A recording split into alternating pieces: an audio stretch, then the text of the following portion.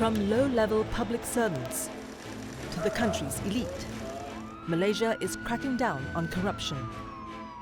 No one is above the law, especially when it comes to combating corruption. Good governance, no corruption. But yet, there are questions over Prime Minister Anwar's motives. I feel that this government is just trying to harass opposition. It seems political, but if there are grounds, evidence, to support such prosecutions, then let the courts decide. What is behind Anwar's big cleanup? And after one MDB, is it enough to wipe the stain of graft from Malaysia's reputation?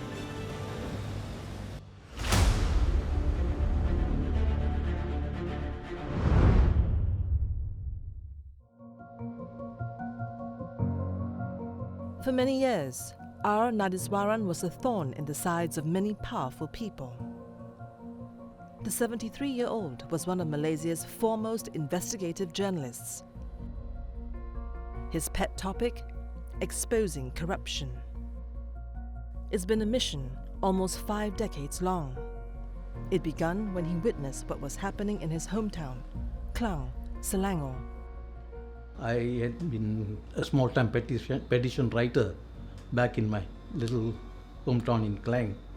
When something went wrong, I used to collect signatures, get the authorities to help. When I became a reporter, you suddenly discover there's much more than what meets the eye. You find rotten deals. Now you discover why certain actions are not taken, and therefore you start probing it further, and then inevitably it comes down to money changing hands. Nadiswaran spent the last 17 years of his career at Malaysian newspaper The Sun. In his bi-weekly column, Citizen Nadis, his nickname, often wrote about misgovernance and graft. I can't offhand give you figures, but if you do a search, it'll tell you how much we have lost to corruption. Billions. The biggest scandal he had investigated came 16 years ago. It involved the multi-billion-dollar project involving the development of Port Klang Free Zone, Malaysia's busiest seaport. It cost the taxpayers 12.4 billion, the final cost, when the original cost was only 2 billion. Down the line, there was double billing, excessive charges, overbilling, etc., etc. The audit report ordered by the government revealed a lot of flaws. No action was taken. When Nadiswaran retired in 2017, he would put his life's work into an explosive book. He called it Curi Curi Malaysia, Stealing in Malaysia. In it, he chronicled the various encounters he had with corrupt officials and civil servants. I remember one way back in 2008 or 2009. There was a by-election in Kuala Terengganu, and my reporter called me from there and said, "Listen, they're distributing envelopes containing 200 each, supposed to be for travelling allowance."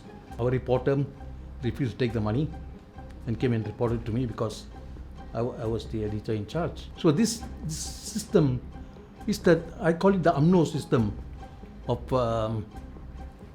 taking over the soul of the reporter. These days, there's another man who has made fighting corruption his mission. Malaysia's Prime Minister, Anwar Ibrahim. Stamping out corruption was the key campaign promise, and now the focus of his administration. For the Prime Minister, corruption was a cancer, weakening Malaysia's economy. When the Prime Minister says it is so systemic, not only at the top level, where grand corruption takes place, and sometimes involves even the top officials, public officials, including politicians, at the middle level, and also at the lower level, meaning that petty corruption. You're bribing police officers and some enforcement officers and so on, and things like that. So these are things that has happened over the years, and it's so systemic that it becomes very difficult to unwind. So, how prevalent is corruption in Malaysia exactly? Dr. Mohan's organisation, Transparency International, tracks perceptions of corruption in various countries using what is called the Corruption Perception Index, or CPI. Back in 1995, in its inaugural report, Malaysia ranked 23 out of the 41 countries included. It scored 5.28 out of 10. It would hover around that score in the succeeding years. I would say post-1980s, 90s, where Malaysia was going very aggressively on industrialization.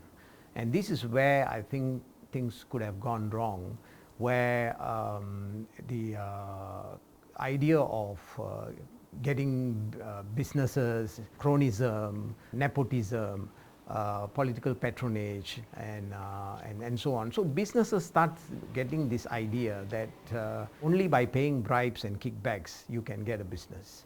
And this has gone everywhere.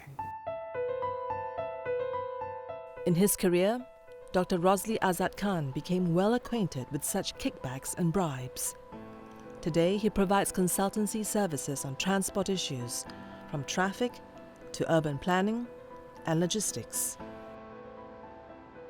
Dr. Rosli got his start in the field as a vehicle inspector in a private company back in the early 80s. I had to take the vehicles for inspection regularly. That was once every 6 months. And every time I took the vehicle to the inspection site, government department, there was always a brown envelope placed on the dashboard. And I was always wondering what this brown envelope was at that time. And when I asked my supervisor, and said this is for the person who inspect the vehicle. Of course, at that time, I didn't think about corruption. But later on, I realized that this is the first and, introduction to corruption that I experienced personally. Later, he left the transport company to work in the government's fisheries department. There, he would find more examples of illicit activity. In Malaysia, diesel is subsidized to help poor fishermen. But traders and distributors would siphon the fuel for their own gain. They sell the subsidized diesel to the foreign fishermen. I think maybe at that time mainly from Thai and Vietnam, and make more money on the subsidized diesel that was paid by the government. Surely, if I were to know about these facts, surely people in the government higher up, they also know. But why are they not doing anything about it? Yet, perhaps due to how commonplace corruption was, Nadiswaran found that his reporting barely made a dent. I find it really depressing.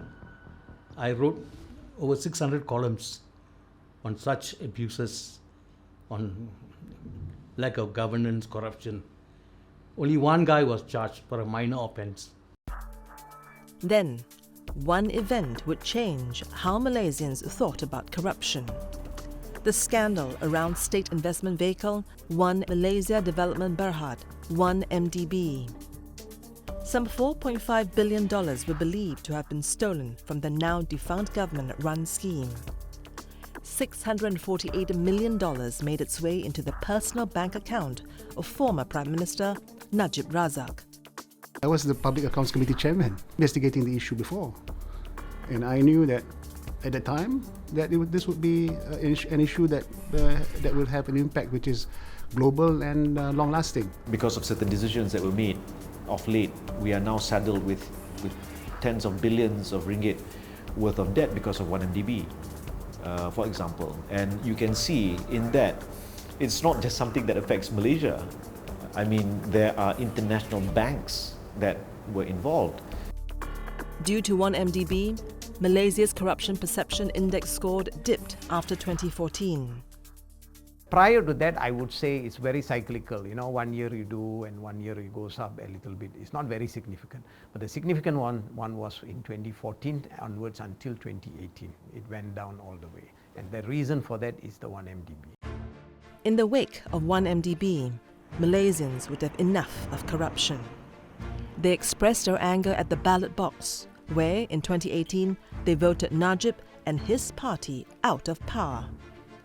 It ended 6 decades of uninterrupted rule by the world's longest ruling coalition, Barisan Nasional. 1MDB was indeed the lightning rod, or the straw which broke the camel's back, so to say, of people's, shall we say, the people's really fed up feeling towards this sort of unending corruption scandals in Malaysia. 1MDB has opened the eyes of many people. People are still bitter, angry about it, and they don't want the repetition 1MDB. That is why every now and then people are demanding for accountability, demanding for transparency. It's a demand that Prime Minister Anwar's pledged to meet when he came to power in November 2022. A pledge he's now acting on. The battle against corruption continues. As you see, now that I'm Prime Minister, that has been the thrust of my campaign. I want to save this country and fight corruption and fight them hard. This is the clarion call for the Reformasi movement when Anwar was kicked out of UMNO in 1998, stamping out corruption, cronyism, nepotism, or KKN as it was then popularly known as. This was something that Anwar's brand was closely associated with, and I think 25 years later, the fact that he's now Prime Minister gives him the perfect opportunity to be able to implement some of those institutional reforms that would lead to the reduction and hopefully the eradication of corruption in Malaysia. As a clear sign of this commitment, 34 law enforcement personnel and 27 individuals and company owners were arrested in April this year. They were accused of facilitating the smuggling of contraband items, which resulted in losses of more than 2 billion ringgit for the country. And then in June, the Malaysian Anti-Corruption Commission detained 17 people, 11 custom officers and 6 directors, in connection with a tax leakage amounting to 3.5 billion ringgit in Port Klang. One of the main issues that the current government is facing is how to do the reforms.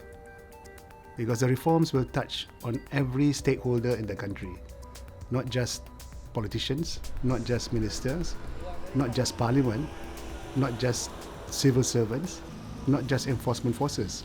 It is not a one-day kind of job. It takes time, it takes years. But in casting the net of anti-corruption, some big fish have been caught, rocking the nation's political and business elites.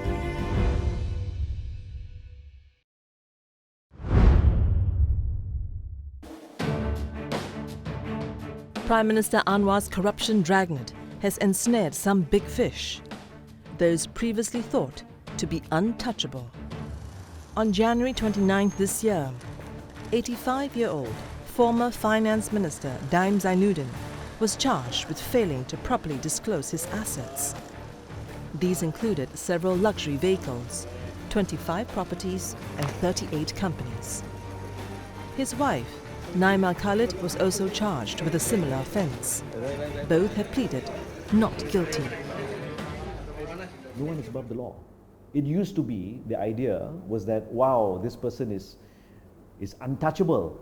This person is far too powerful or far too... If you're a Malaysian, the law applies to you. Or are you saying that you are invincible and therefore you can do anything you want? I think that's definitely not the case. Also facing a corruption probe are Mirzan Mahathir and Mokhzani Mahathir, the sons of former Premier Dr. Mahathir Mohamad. The MACC had ordered these prominent business figures to reveal their wealth or face legal action.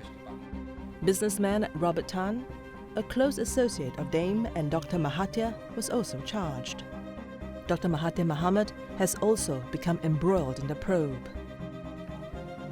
These moves against the rich and powerful come just over a year after Anwar was sworn in as Malaysia's 10th Prime Minister. No, to my mind, the idea of tackling corruption began soon after his administration started. Now, once you come to power, then you begin the investigation. Investigations take time. So by the time the arrests are made, there's a time span. The core demand of his core supporters, namely his more progressive supporters, traditional progressive supporters in PH, they voted for him and his coalition mainly, hopefully, to see a huge reduction, if not total eradication of corruption in this country. And so, well, if you want to go for it, you go for the big fish first. Daim Zainuddin served as Finance Minister under Dr. Mahathir's administration from 1984 to 1991. The era coincided with Dr. Mahathir's privatization policy as a strategy to drive the economy. In particular, he favoured companies owned by Bumiputras. The economy boomed during this period, growing around 7 to 8% annually. But critics say it opened the door to cronyism. The idea was to reduce the presence of the state and to bring businesses into the market, allow them to act more freely, to deregulate.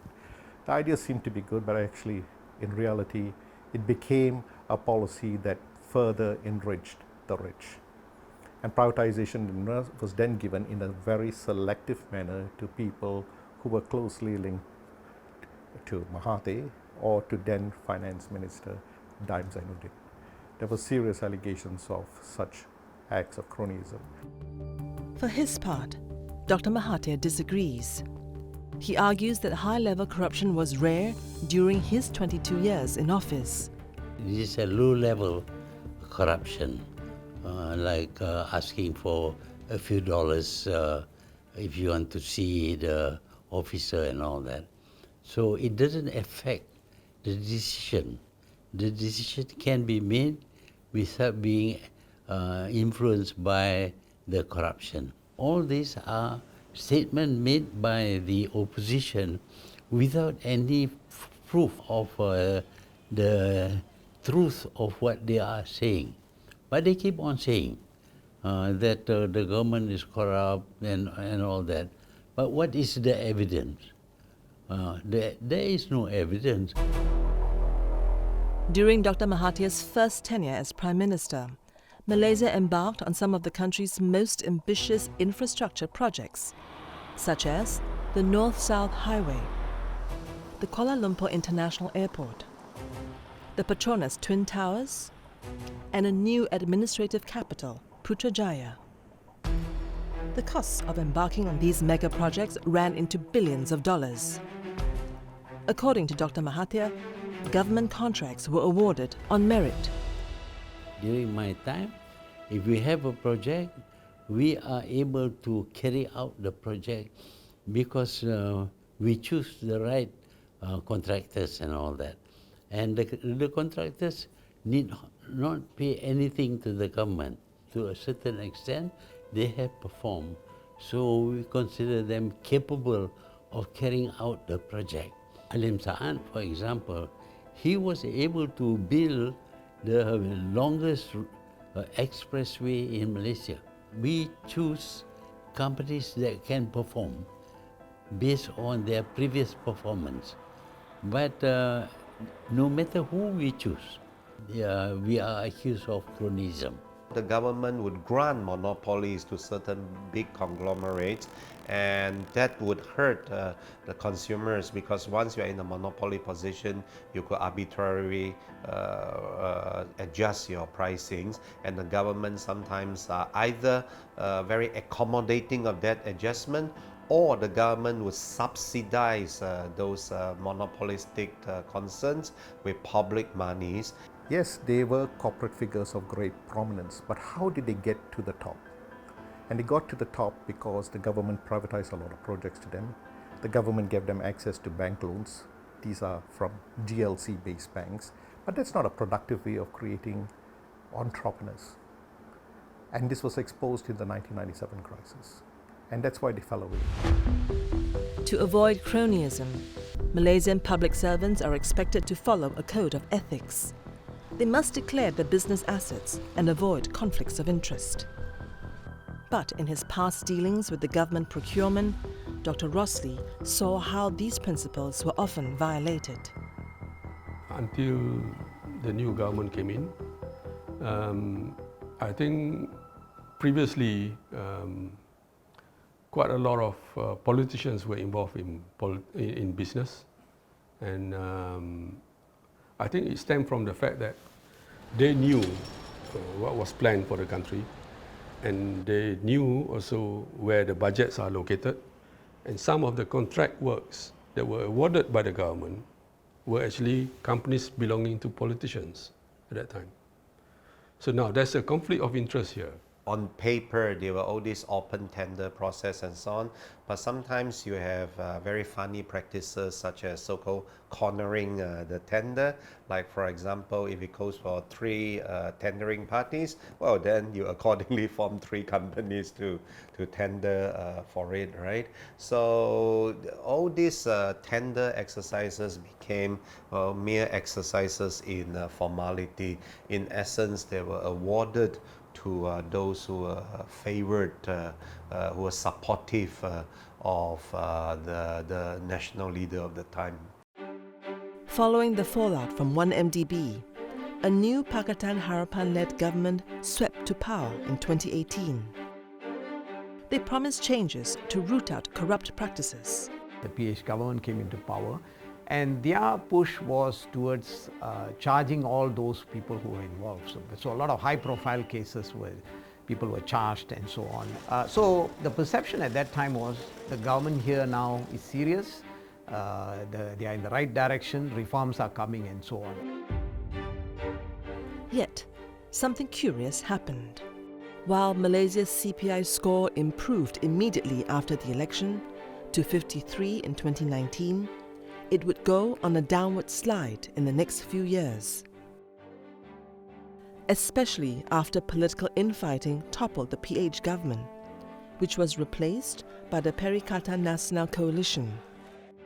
Before the Pakatan Harapan government collapsed, when questions were posed by the media to the Prime Minister then, when are you going to do the reforms? When is the AG and the public prosecutor is going to be separated, which you promised in your manifesto? So why is it not done and so on? The answer that time, we don't have majority in Parliament, so we cannot amend the constitution and so on. And to complicate matters, when the government collapsed, we have a new government came, then the pandemic was there, and then we had a change of government again. So we had 4 prime ministers in 4 or 5 years. So reforms were actually stalled, nothing really happening. The fundamental rules of good governance, no corruption. So, the current spate of high-profile persecutions could be Prime Minister Anwar picking up where the PH government previously left off. And part of the investigations concern the Pandora and Panama Papers, which the MACC cited as the basis for some of their probes. These are troves of documents which reveal the wealth of world leaders, billionaires and celebrities, hidden in offshore companies. Mirzan Mahathir and Daim Zainuddin are named in the papers. How did they accumulate that wealth in the first place? Why is that wealth being stashed abroad? Are they slush funds? And are these slush funds the mechanisms through which money now enters into the political system? These are valid questions. Malaysia's tax code requires individuals to declare all sources of income. Technically, you have to declare every asset, not only in Malaysia but all over the world. But the difficulty for the prosecution is this: can you get those documents to prove, right? And if it happened 30 years ago, whatever it is, the information, the document may not be available anymore. Daim has so far maintained his innocence. He argues this is a political witch hunt designed to tarnish his reputation and exact revenge against him and his family. Could this be the motive for going after the rich and powerful?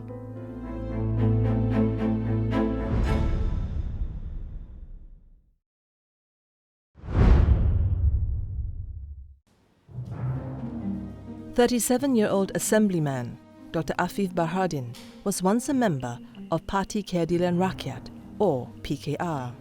It is the party headed by Prime Minister Anwar Ibrahim. But in April 2020, he and 10 other PKR members were sacked from the party for conspiring to topple the first Pakatan Harapan government. The political maneuver was popularly known as the Sheraton move, which led to Dr. Mahathir resigning from his second stint as Prime Minister. Bersatu, a party headed by Muhyiddin Yassin, would split from Pakatan Harapan. After forming a coalition with erstwhile opposition parties, including UMNO, Muhyiddin would succeed Dr. Mahathir as Prime Minister. As Dr. Afif pondered his political future, he received a call from the new Premier. He invited me to the Prime Minister's office, and he did mention to me that why don't you come on board and join Bersatu, because Bersatu at that time has already become a government. Muhyiddin would only serve 17 months in office before he was replaced by UMNO's Ismail Sabri. And after 2022's general election, Malaysia would once again have a new leader. Pakatan Harapan won the most seats and would form the government after joining hands with UMNO and the East Malaysian parties. This is a national unity government.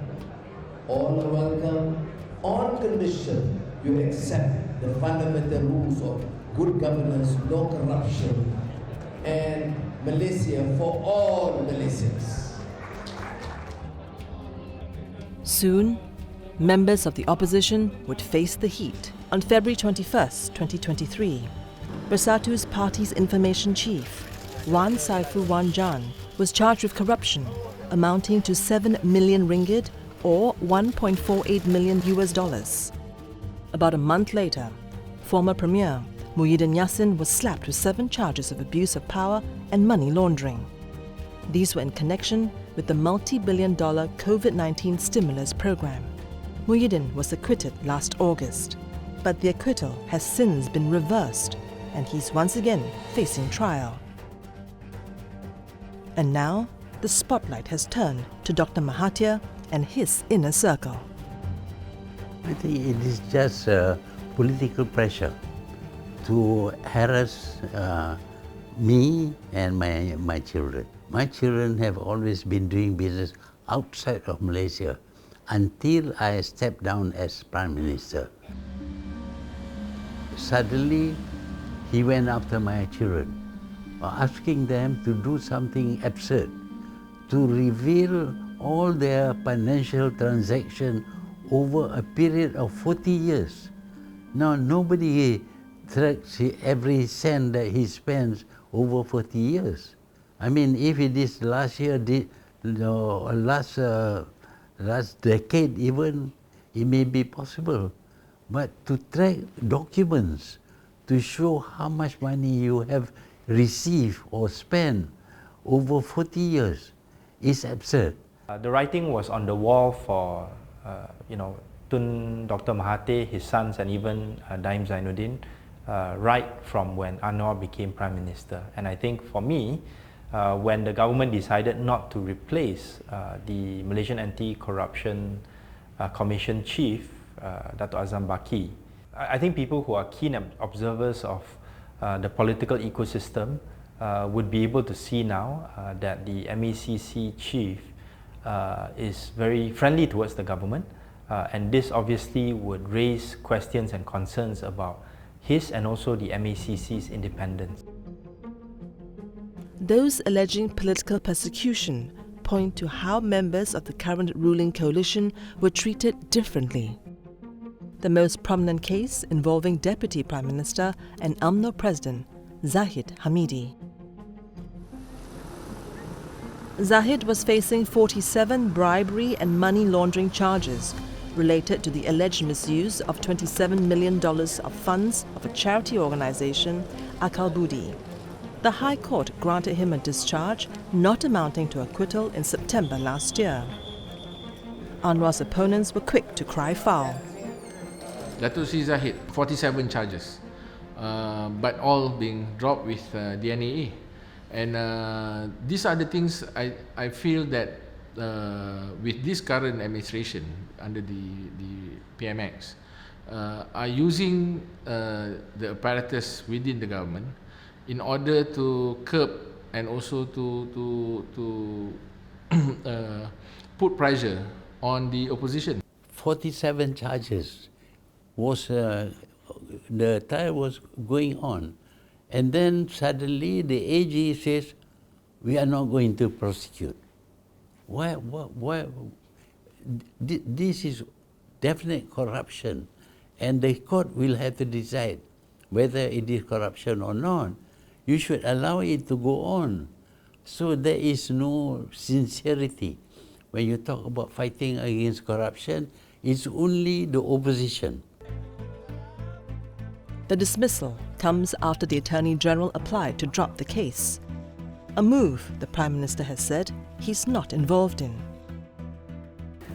In the case of Datuk Sri Zahid Hamidi, the decision to drop the cases is not by the current AG, but the previous outgoing AG, right? Who coincidentally was also the one to oversee a lot of the initial charges being laid out.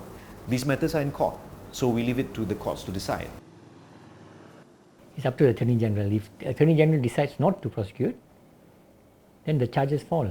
And there are two types of, it could be a complete acquittal or discharge not amounting to an acquittal. In Zahid Hamidi's case, it was acquitted and discharged. Therefore, he cannot be charged for these offences anymore. Regardless of Anwar's influence, the dismissal of Zahid's charges was not well received in some quarters. The Malaysian bar challenged the DNAA in court. Others saw it as undermining the Prime Minister's anti-corruption message. I think the dropping of charges against Zahid, I think that it's a very ill-advised move, and rightly the government has been heavily criticized for that. And then another piece of news would undermine Anwar's anti-corruption drive. Malaysia's Pardons Board has reduced the prison sentence for former Prime Minister Najib to 6 years from 12. The federal constitution provides for a pardon process, and essentially the Pardons Board will recommend to the King, and it is the King's prerogative whether to agree to pardon or otherwise. Now it indicates again, is there sufficient transparency and accountability in the system?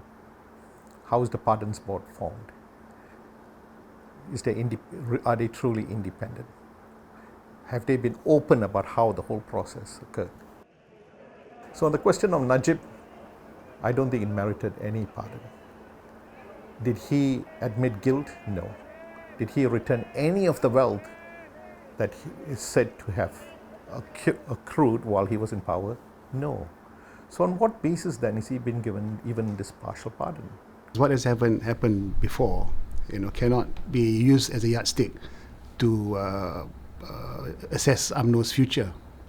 For example, today, the cases of Datuk Sri Najib is still being given high prominence, even though he's already serving time in jail.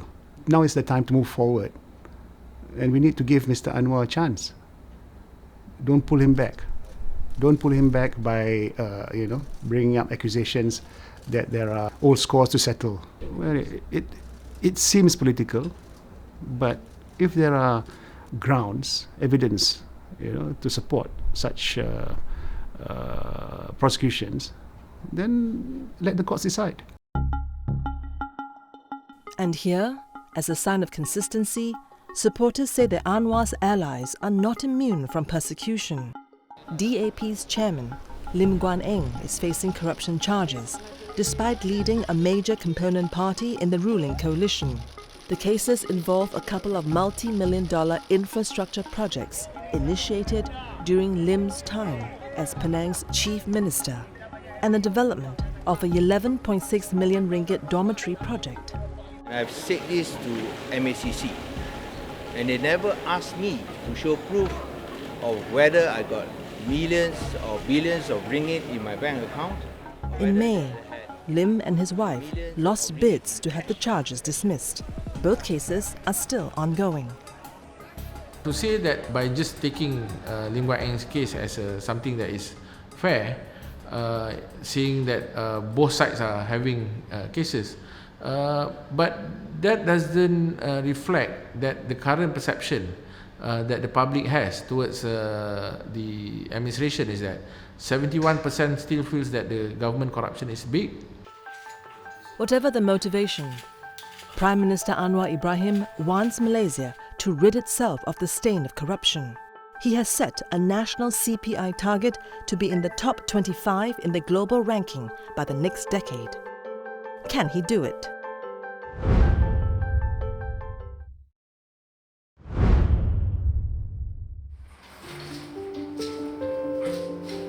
"29-year-old Max, a pseudonym, was born to a Malaysian father and an Indonesian mum. Because he's unable to produce legal documents proving his parents' marriage, he's considered a stateless person. Without a valid Malaysian ID, he's vulnerable to exploitation and abuse by corrupt enforcement officers. Polis buat rondaan, jadi polis tahan kami. Dia cakap untuk cek lah. Jadi sebab kita ada IC, dia mau ada IC juga. Jadi mereka soal macam-macam, dia intimidate macam-macam. Jadi saya penjelaskan. Tapi dapat lihat di situ pihak berkuasa ini dia tidak puas hati. Dia mau cari silap juga. Jadi dia tuduh dan macam-macam sampailah dia sehingga dia suruh kami bogel di pantai. Jadi saya berargu dengan pihak berkuasa tersebut. Jadi daripada argue tu, jadi kawan ketika itu dia tidak mau keadaan lagi intens. Jadi dia mau cari penyelesaian dengan pihak polis. Awal dia tu polis tu minta RM1,000. RM1,000 untuk lepaskan sebab alasannya saya tidak mempunyai dokumen. Max regularly engages with the stateless community through their weekly meetings. That's how he heard numerous stories of officials asking for handouts during the citizenship process. Sudah bayar dengan amount yang agak tinggi. Ada yang saya dengar pun dalam amount RM10,000 begitu. Sudah bayar tapi dokumen itu tidak dapat. Of course tidak patut dan saya sangat marah lah. Sepatutnya benda ini tidak boleh jadi. Inilah isu dia bila kita beri terlalu banyak kuasa kepada, we call it Little Napoleon. Little Napoleon, or Napoleon Kecil, is a term that became popular in 2010 in Malaysia. It refers to officials who wield inordinate power in their domains, protected by red tape and bureaucracy. There were many gatekeepers, many little Napoleons, a lot of things. Yeah? Business processes need to be made easier, smoother, faster, to cut down on a lot of the red tape as well as to cut down on the corruption. Such forms of corruption are commonplace. Most Malaysians feel that paying bribes to expedite processes is pervasive, second only to money and politics. Bob, a gig worker, has had several experiences in run-ins with law enforcement. Back when I was younger, whenever there's like traffic violation or whatever, there will always be nudges from like the police officers to be as if they were saying like, hey, we can make this go away if you pay us a certain amount. Or they don't say pay us, it would just be hints, you know. I had spent the night in lockup, and that aura of we can make this go away also is prevalent. Of course, I don't believe that corruption is supposed to be ingrained in all of us. Like we're supposed to do the right thing. In a 2020 survey conducted by Transparency International, 71% of Malaysians believe that government institutions are highly corrupt. 36% of respondents believe that members of parliament are the most corrupt. The police followed closely behind at 30%. Government officials are perceived as corrupt by 28% of the respondents. And you can see even until today, you still continue to see officials being caught and so on. So this has become so systemic, it's becoming a culture. People are not afraid anymore. They are prepared to take the risk and so on. Could it be an issue of pay? After all, the country's police chief, Zainuddin Hussein, has spoken about how low salaries of civil servants led some to seek bribes. In my opinion, like cops not being paid enough is not a good justification for you to like be corrupt, because like that is a systemic problem. If it's a systemic problem, then we should fix it at the systemic level, at the governance level. Nonetheless, the government is addressing the issue of wages. From December this year, civil servants will see a record pay hike of more than 13%. Civil service, the civil servants need to be better compensated. I do believe that. And over the last 12 years, the salaries of Malaysian civil servants has not been reviewed.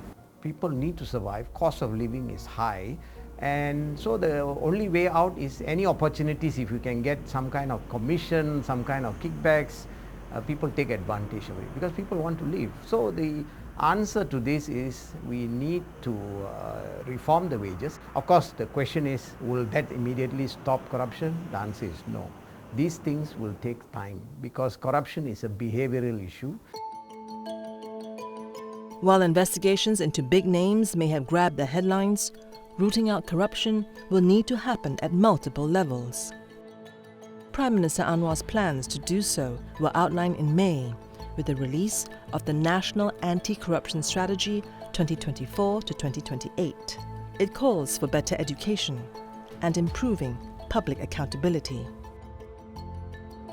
It will also empower citizens to voice their issues, strengthen enforcement, and provide incentives for whistleblowing. You cannot let up in efforts to reduce corruption. And that's why I like to use the word reduce. I didn't say the word eradicate. Because people will still have needs. People will still be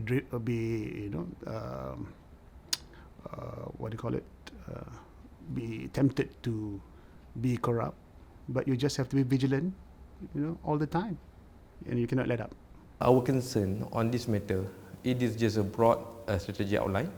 So as far as our concern, there is a need for individual agencies responsible to come up with execution plan, timeline. The MACC, Malaysia Anti-Corruption Commission, particularly must come up with the dashboard to report the progress implementation of this plan. Otherwise, what worries us, this only become a plan, remain as a plan without any execution. Among the challenges that the NAC has highlighted was the lack of political will for change, something the current government wants to address. We have to be firm in our response. We have to be far-sighted in our approach. We have to instill steely resolve in the rakyat that this is for the better. If you are serious about corruption, the first thing you need to do is have independent institutions. And two independent institutions that we require are, first, the Malaysian Anti-Corruption Commission, MACC, must be led by an independent chief. Is he independent? And the second is the Attorney General. Who appoints the Attorney General? But let's return to the MACC and its chief, Azam Baki, the current chief. And if Azam Baki has got allegations of corruption against him, is he subservient to the sitting Prime Minister? These are questions being asked openly. In combating graft, such questions will be increasingly asked of the administration's own incorruptibility. Recently, the Selangor state government's award of a multi-billion-dollar transport contract to a firm linked to Hannah Yeoh's husband, Ramachandran Muniandi, raised eyebrows. Hannah Yeoh is Malaysia's Youth and Sports Minister. Obviously, he's allowed to do business. But when it seems that you find out through, without you coming forward and explaining it, then people say, hey, it's suspicious, right? Is it nepotism? It may not be. May not be, but perception is important. I think this points to the need for some sort of a code of conduct among those who are in power in terms of what needs to be disclosed before and also after a contract is awarded. I think this would make the landscape much more transparent and perhaps avoid the kind of unnecessary public discussion and debate that resulted after the awarding of this contract to a company that was co-founded by Hannah Yeoh's husband. In this case, the MACC found no wrongdoing. The reason? The contract was awarded by the state government and not by the minister herself. So we leave it to the MACC, particularly MACC Selangor, to conduct the investigations. At least for me, as a politician, as a minister, my conscience is clear. Ultimately, having made fighting corruption a tentpole issue, there is some urgency for the Anwar administration to show progress. After all, over his first year in charge, Malaysians are increasingly dissatisfied with Anwar's efforts to tackle corruption. The Prime Minister has asked for patience. Corruption cannot be deemed to be a system, a culture, and systemic, which is the case in Malaysia. So it will take time. I understand that. That's why I'm not too excited or too worried when I do receive lots of criticism. I say, okay, be patient. We'll have to explain.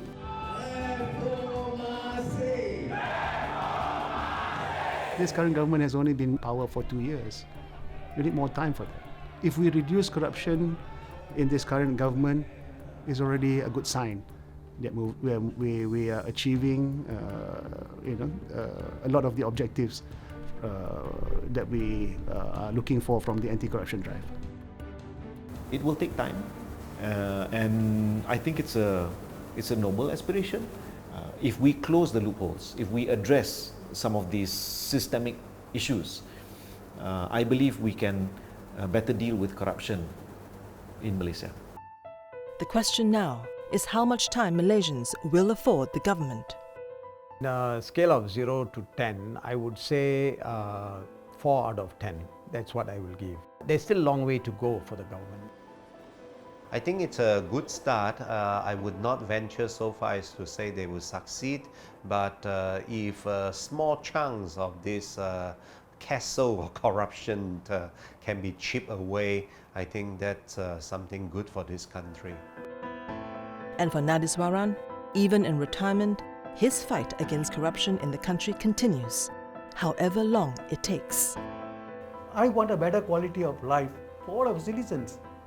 Why should I stop writing just because I've retired? I've got a platform to sell my ideas. So I want to carry on this fight for a better society, a better Malaysia for all of us.